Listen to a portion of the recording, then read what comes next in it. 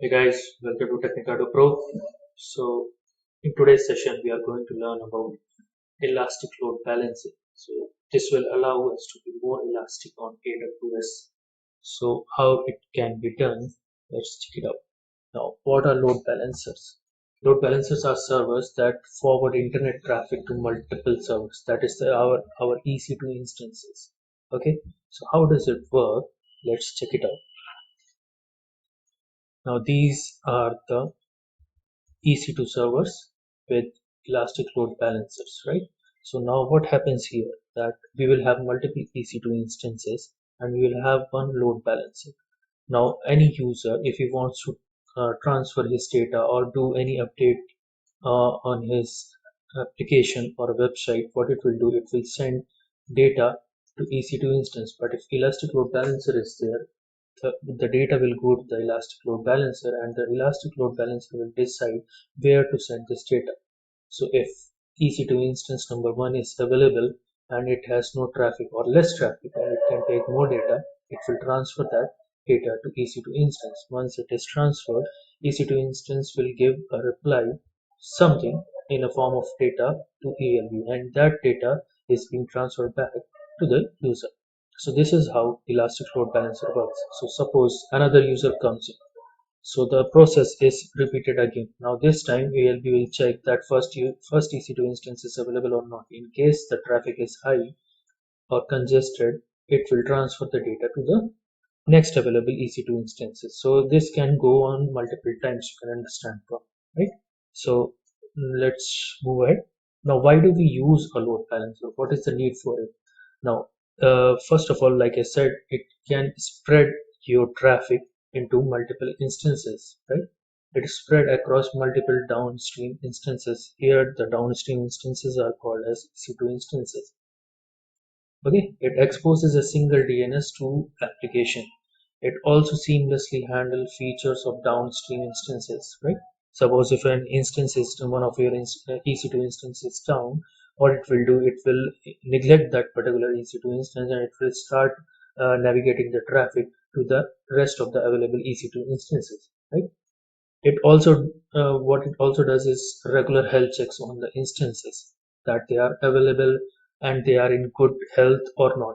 So when we will do the hands-on, you will see that we check the health status or health checks of these instances also. It also provides SSL termination for websites, that is the HTTP option, and it has high availability across zones. Why? Because you can use multiple instances on it, and when you attach it to a particular single load balancer, now the load balancer will decide where to send the data depending on, if suppose you have 10 instances and even if one is down, you still have 9 instances where the traffic can be navigated, right? So next is why use elastic load balancer. So previous was the load balancer, this is elastic load balancer. Now elastic load balancer is a managed load balancer. Now how does it work? In AWS, now AWS, now as you know that AWS provides this ELB option.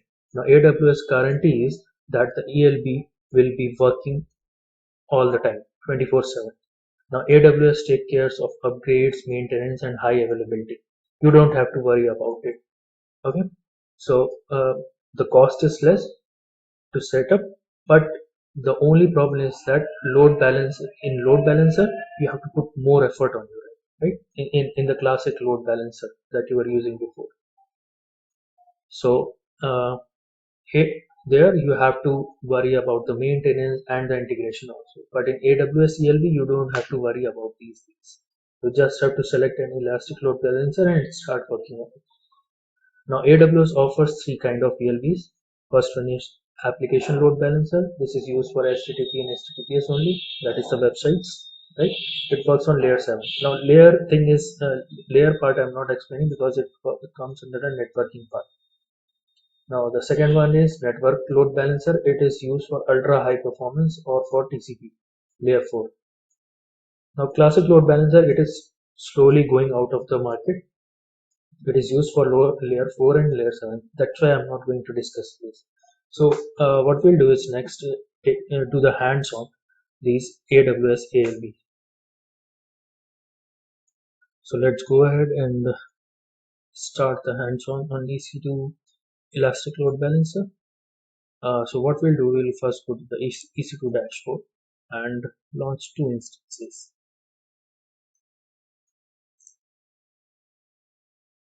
Okay, so here I'll show you from the start. We're going to launch sensor. We'll take the Amazon AMI first. Now this is the T2 micro type. Next, configure instances. We'll take number one instance only at a time. Okay, network is the default one we are taking, and subnet we'll take one subnet here, right? Now to check whether the website is working or not, we have a pre-written script. We'll copy it here. I'll mention it in the comment section also, right? We'll move ahead. We'll add the storage. Storage is okay for us. Add the tag. Tag is name. Server 1. Move ahead. Right. So here we will create a new security group. Let's call it a ELB demo. Keep it same so that there is no confusion. We will open it for anywhere so that we do not have any problem in the future. Now we'll use the HTTP one because we are going to use our website, and the website works on HTTP. For that, port number is 80. We have selected anywhere again. Now review and launch. Let's launch it. You can choose an existing test pair. Okay, so I already have this key pair. What I'll take the same one. Yeah, so now our instance is launched, so it is being pending and it will soon be in green state. Now what we'll do is we'll take another instance of the same type. So I'll just right click on it.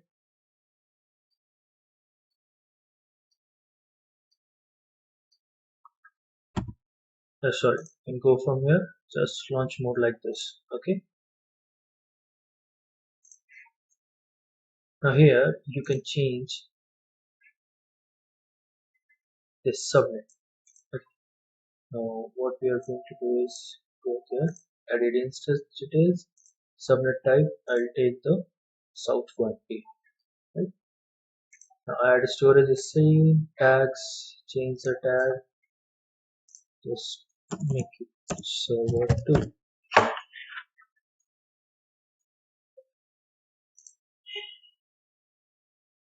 Okay, we are taking the security group as same. We'll be done. Again the key test pair, and we have our two instances lost. Right? So just select number one. This is the IP of that. Let's see we are able to reach. Sorry, this is we are able to reach this one or not. Yeah, see, this is the private IP. You can check here. This one. So we are able to reach our website from server 1. Now once the server 2 is launched, yeah, so server 2 is also launched. Let's check if we are able to reach it or not. Let's copy the public IP. And see, this is the 77 is the private IP of this one. So we are able to reach our website from both the servers. Now we'll create a load balancer. If you scroll it down here, there is a load balancer option. So click on it, and we are getting the option to create a load balancer. So this is a previous load balancer which I created. Let's create a new load balancer. Now we are going to check our website whether the traffic is going properly on our website. So for websites we use HTTP or HTTPS. So we will create an application load balancer. Okay, so let's go to create, and after create we have to give a name. For name we can give anything. Again, demo ELB, right? Now this will be an internet facing website. It's not an internal website. It will be available on internet, right? So we will go ahead. Now it's a website. So HTTP will use, a load balancer port will be 80. Now we have to select our VPC. VPC will be here as default because we don't have any other VPC currently. Now we have to select availability zones. Now these availability zones have to be minimum 2. So we will take these two, right? And here add-on services and tags. It's up to you if you want to check it or not. Now if you uncheck the first any one of them and you try to move ahead, it won't let you move. At least 2 subnets must be specified. Like I said, we have to select any 2 of them. I'll go to next, configure settings. Okay, sorry, it should not have a space. Okay, now we are not going to worry about this point because it's just a demo purpose. Now here, always try to create a new security group, right? Again, demo ELB,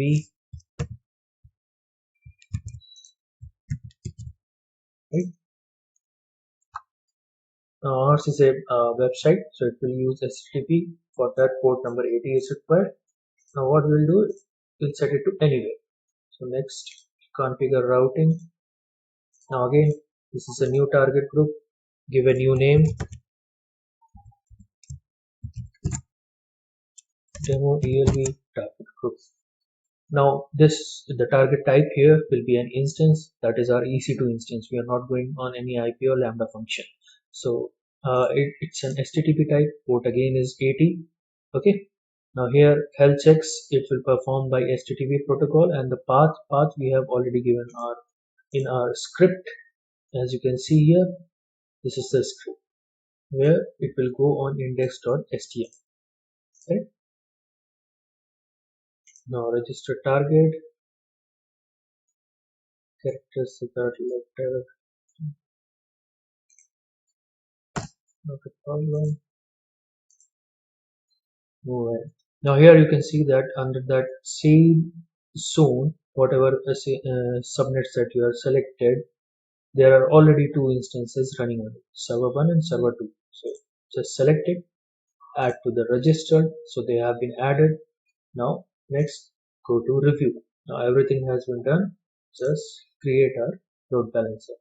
So successfully created load balancer. It has been created. Now let's go and check our load balancer. Okay, so ours was this one, not this one. What we'll do, we'll delete this load balancer for now. It will cause some confusion. So now here you can see that this is our demo ELB. Our DNS URL is this one. What are the listeners? Listeners is HTTP port 80. So always it will be listen on 80 number port. Now what is it doing is it is forwarding to demo ELB TG. Now what is that? Let's check it out.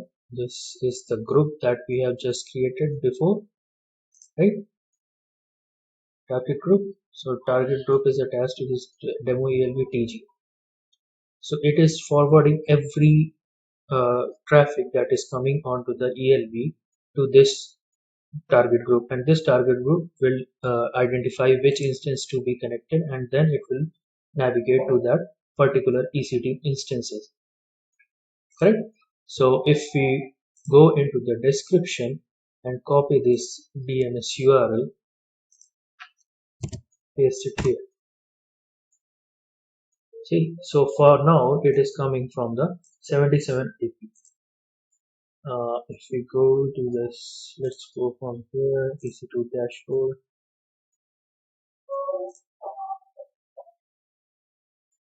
We'll check.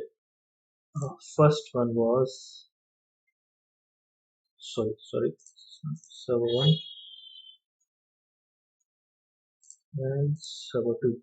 server 2 was 77 and server 1 was 31. So let's check it out. Currently the load is coming on second server.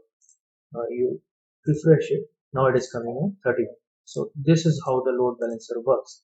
It is shifting the traffic to both the instances that are available. Currently there is no data, that's why shifting one by one to first server, then second, then first, then second. Okay, so now let's go back to this target group. Here, from here you can also go reach out to your target group. Once you go to your target group, this is our target group. You can see here the health checks that I wanted to show. Okay, so okay, sorry, this is the default part. This is what we have set. Now here you can see that server 2 and server 1 both are available in different availability zone. The status is health. Okay, this target is currently passing target groups health checks, so that means it is healthy, and that's why it is dividing the health the traffic to both the nodes. Now what we will do is we will go in one of the EC2 instance and we will stop one, right? The first one, we will stop. Now this is being stopped. The server 1 was 31, okay? Private IP 31. So let it stop. See, now it has stopped diverting the traffic to the EC2 instance of first server, right? So it is sending the traffic, the whole traffic, to the only available server. So in practice, you can have multiple servers. In case the first server goes down, it will redirect the traffic to the second, third, fourth, and fifth, right? So this is the power of our health checks that are available in ELB. Okay, so that's how these ELBs are very important, and these health checks are very important. See, here it is healthy and it is now unused. That is, the server is stuck. Okay, so we can go ahead and again restart it. So again, you will be able to see this in few seconds that the traffic is being diverted to the first server also. So this is it for ELB. Just let me know about your feedback in the comments and whatever new topics you want to see in my channel. And don't forget to subscribe to Technicado. Thank you.